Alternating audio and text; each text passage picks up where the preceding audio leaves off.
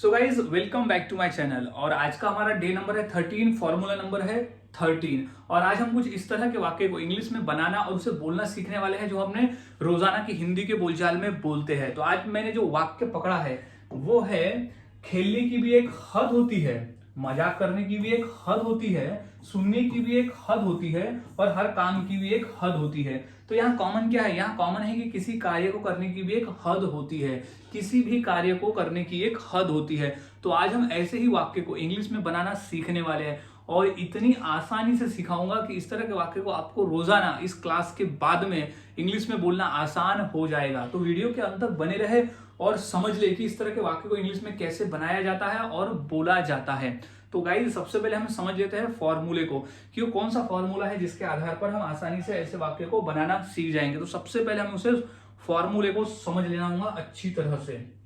तो हमारा जो फॉर्मूला है, सबसे पहले फॉर्मूला कहते हैं there is a limit of, there is a limit of. सबसे पहले हमें लगा देना है there is a limit of. तो इसी का तो मतलब होता है कि एक हद होती है, इसका ही मतलब होता है कि एक हद होती है, यानी किसी भी कार्य को करने की एक हद होती है। तो there is a limit of. अब कौन से कार्य को करने की हद होती है? वो वी प्लस आईएनजी यानी क्रिया का आईएनजी फॉर्म आ जाएगा, क्रिया का आईएनजी फॉर्म आ जाएगा कि वी प्लस आईएनजी यानी क्रिया का आईएनजी फॉर्म। अब कौन से कार्य को करने की हद होती है वो हम लिख देंगे क्रिया में उसके आईएनजी फॉर्म के साथ में। ये सिचुएशन के हिसाब से बदलेगा और ऑब्जेक्ट में जो भी शेष बचा हुआ भाग रहेगा वो हम उसके आगे में लिख देंगे। तो हमारा फॉर्मूला क्या कहता है? कंप्लीट। तो there is limit of plus V plus ING plus object यानी बचा हुआ भाग। सो गाइज अब हमने फॉर्मूले को अच्छी तरह से समझ लिया। ये फॉर्मूले को रट लेना है। जब तक आपको फॉर्मूला याद नहीं होगा आप वाक्य नहीं बना सकते। तो फॉर्मूले को रट ले और इसी पे प्रैक्टिस करना शुरू कर दे। तो हम समझ लेते हैं, अब वाक्य को बनाना सीखते हैं हम इस फॉर्मूले के आधार पर। तो अब खेलने की भी एक हद होती है। क्या कहता है यहाँ पर? खेलने की भी एक हद होती है। कितना खेलोगे? खेलने की भी तो एक हद होती है ना, तो कितना खेलोगे? तो अब सबसे पहले हमें लगाना है क्या हद होती है? There is a limit of. तो हम सबसे पहले यहां लिख देंगे there is a limit of, there is a limit of. यहाँ इसी का मतलब होता है कि खेलने की भी हद होती है, तो there is a limit of यानी हद होती है। अब क्या करने की? खेलने की। तो खेलना को हम इंग्लिश में कहते हैं प्ले, खेलना को इंग्लिश में कहा जाता है प्ले। तो प्ले का आईएनजी फॉर्म क्या हो जाएगा? तो प्ले का आईएनजी फॉर्म होता है playing.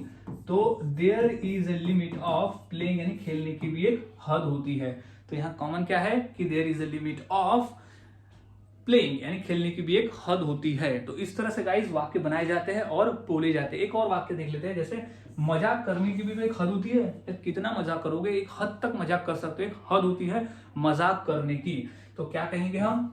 There is a limit, there is a limit of यानी हद होती है। तो there is a limit of क्या करने की? मजाक करने की। तो मजाक को हम कह सकते हैं जोक, मजाक करने को इंग्लिश में कहा जाता है जोक। तो there is a limit of joking यानी मजाक करने की भी तो एक हद होती है। तो there is a limit of joking यानी मजाक करने की एक हद होती है, कितना मजाक तुम करोगे। तो गाइस इस तरह से वाक्य को बनाया जाता है और बोला जाता है। काफी आसान है, बस हमें फॉर्मूले को याद में रखना होता है। अगर फॉर्मूले को याद में रखते हो तो आसानी से आप ऐसे वाक्य को इंग्लिश में बनाकर बोल सकते हो। अब कुछ और वाक्य देख लेते हैं और अधिक प्रैक्टिस के लिए, क्योंकि जितना अधिक प्रैक्टिस करोगे उतना आसान होगा वाक्य को बनाना और फिर से बोलना। अब नेक्स्ट है कि there is a limit of.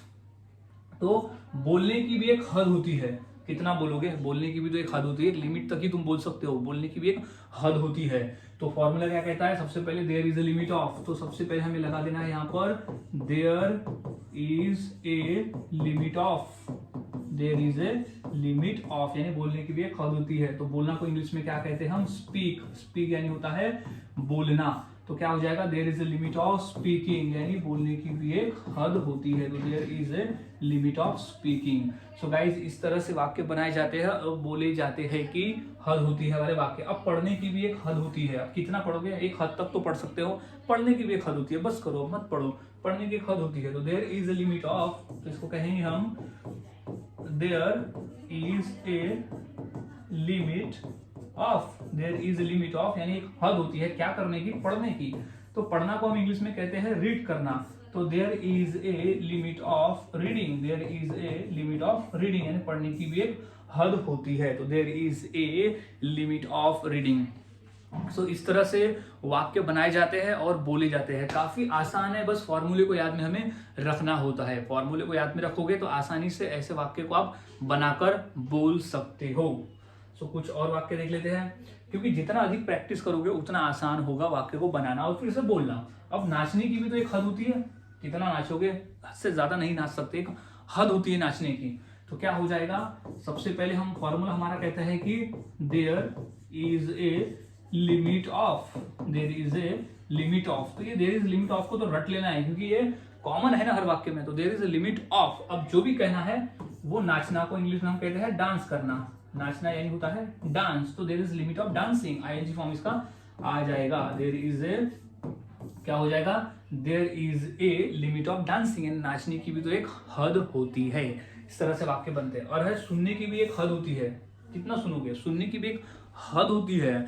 तो इसका सही जवाब यानी इसका जो वाक्य हो जाएगा वो होगा there is a limit, there is a limit of, क्या, सुनना, तो लिसनिंग, सुनना को हम कहते हैं इंग्लिश में लिसनिंग। तो there is a limit of listening, यानी सुनने की भी तो एक हद होती है ना, कितना सुनोगे यार, सुनने की भी एक हद होती है। तो there is a limit of listening. So guys, इस तरह से वाक्य बनाए जाते हैं और बोले जाते हैं। काफी आसान वाक्य है, इस तरह के वाक्य को आप इस फॉर्मूले से तो बना ही सकते हो आसानी से। जैसे हम कहते हैं वो यहाँ आने की भी हद होती है, मजाक करने की भी हद होती है, उसे देखने की भी हद होती है, बोलने की भी तो हद होती है, पढ़ने की भी हद होती है। तो इस तरह से वाक्य आप बना सकते हो। सो अब इसी फॉर्मूले के आधार पर मैं दो वाक्य देता हूं। ये दो वाक्य की इंग्लिश क्या होगी मुझे कमेंट सेक्शन में जरूर बताएं। जैसे हर काम की भी एक हद होती है, हर काम की भी हद होती है, और सीखने की भी एक हद होती है। तो ये दो वाक्य की इंग्लिश क्या होगी मुझे मेरे कमेंट सेक्शन में जरूर बताएं, और कमेंट सेक्शन में ये जरूर लिखें ताकि मुझे समझ में आ जाए कि आप कोई वाक्य बनाने आ गए हैं। तो मिलता हूं ऐसे ही और नए फॉर्मूले के साथ अगली वीडियो में। तब तक के लिए चैनल के साथ बने रहे, वीडियोस को देखते रहे और इसी तरह से जीके की इसी तरह से इंग्लिश प्रैक्टिस करते रहे। और हाँ गाइज, अगर आपको ऐसी फॉर्मूले की लिस्ट चाहिए तो मेरे पास 300 ऐसी फॉर्मूले की लिस्ट रखी हुई है, तो आप आसानी से छोटी कीमत पर इसे खरीद सकते हो, जो कि हम डेली के बोलचाल में वाक्य को बोलते हैं। ऐसे वाक्य को इंग्लिश में कैसे बनाएंगे ये मैंने फॉर्मूले के साथ में बताया हुआ है। तो वो फॉर्मूले का उपयोग करके आप प्रैक्टिस कर सकते हो और आसानी से रोजाना इंग्लिश में बातें कर सकते हो। काफी आसान है फॉर्मूले से सीखना और फिर उसे डेली के बोलचाल में बोलना। तो मिलता हूं अब अगले वीडियो में नए फॉर्मूले के साथ में।